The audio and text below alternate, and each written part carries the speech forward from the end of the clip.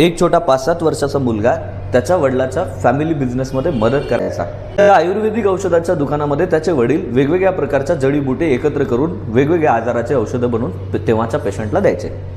पण तेव्हाच जर एखाद्या पर्सनला कुत्रं चावलं तर तो पेशंट याच्या दुकानावर येऊन औषध न घेता त्याला लोहाराच्या दुकानाकडे घेऊन गेलं जायचं आणि तेव्हाच्या काळात लोहार जो आहे तो कुत्रं चावलेल्या पेशंटची ट्रीटमेंट करायचा।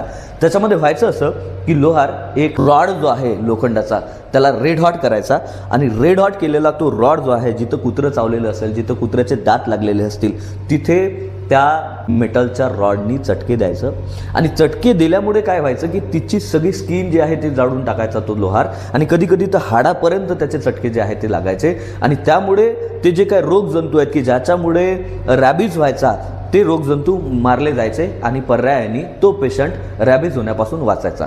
पण जे चटके दिले जायचे ते चटके वर्षानुवर्ष 2-2, 4-4 वर्षापर्यंत ते चटके बसत नसत अशी तेव्हाची परिस्थिती होती।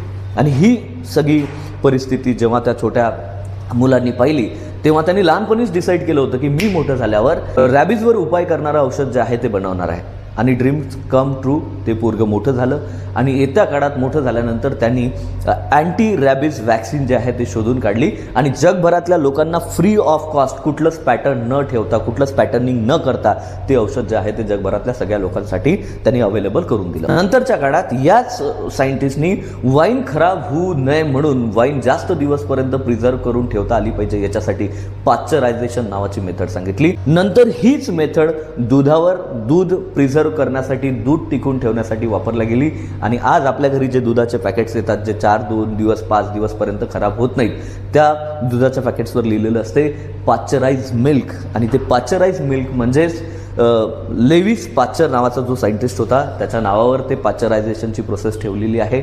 असा एक ग्रेट सायंटिस्ट होता लेविस पाश्चर। या लेविस पाश्चरनं आणखी त्याच्या लाईफमध्ये बरेच सारे कामं केलेले आहेत। त्यापैकी आणखी एक काम म्हणजे ऑप्टिकल ॲक्टिव्हिटीशी संदर्भात